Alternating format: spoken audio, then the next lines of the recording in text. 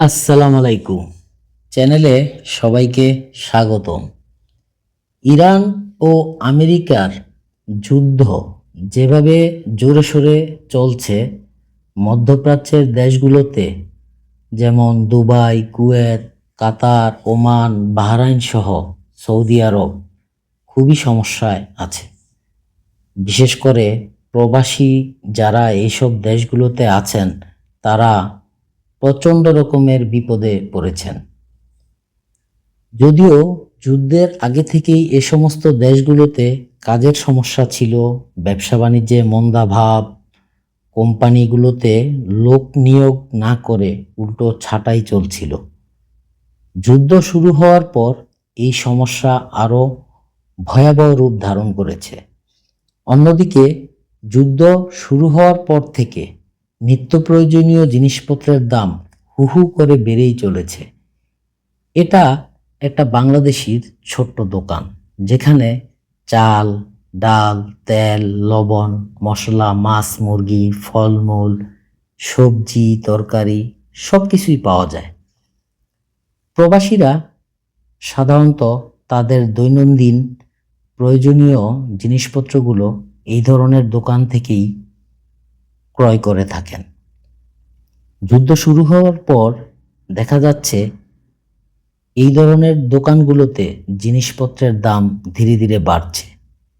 প্রবাসীদের খরচও খুব বেড়ে যাচ্ছে। এটা একটা মিনি স্টোর। এগুলোকে লোকাল ভাষায় বাকালা বলা হয়। এমন দোকানে থাকা সকল পণ্যের দামও ধীরে ধীরে বৃদ্ধি পাচ্ছে। ফলে প্রবাসীরা হিমশিম খাচ্ছে। আয় ও ব্যয়ের কোনো ভারসাম্য নেই। কারণ অনেকের তো কাজই নেই, যাদের কাজ আছে বেতনও বাড়ছে না, কিন্তু খরচ বেড়েই চলেছে। বাড়িতে পরিবারের জন্য অর্থ পাঠাবে নাকি প্রবাসে নিজের খরচ মেনটেন করবে? এভাবে যদি যুদ্ধ আরও দীর্ঘদিন প্রলম্বিত হয় তাহলে প্রবাসীরা প্রবাস ছেড়ে দেশে চলে যাওয়া ছাড়া কোনো উপায় থাকবে না। সবচেয়ে আশঙ্কার বিষয় হলো মধ্যপ্রাচ্যের সবগুলো দেশেই তেলের দেশ। তা সত্ত্বেও যুদ্ধ শুরু হওয়ার পর তেল ও গ্যাসের দামও বেড়ে চলেছে। প্রবাসীদের রান্নাবান্না ও খাওয়ার জন্য গ্যাস সিলিন্ডার অত্যন্ত জরুরি একটা জিনিস। এটা ছাড়া সকলের রান্না খাওয়া বন্ধ। সেই গ্যাস সিলিন্ডারের দাম কয়েক দিনের ব্যবধানে ডাবল হয়ে গেছে। আমরা যারা লোকাল স্টোর বা লোকাল সেলার থেকে গ্যাস ক্রয় করি, এখন দেখা যাচ্ছে ডাবল দাম নিচ্ছে।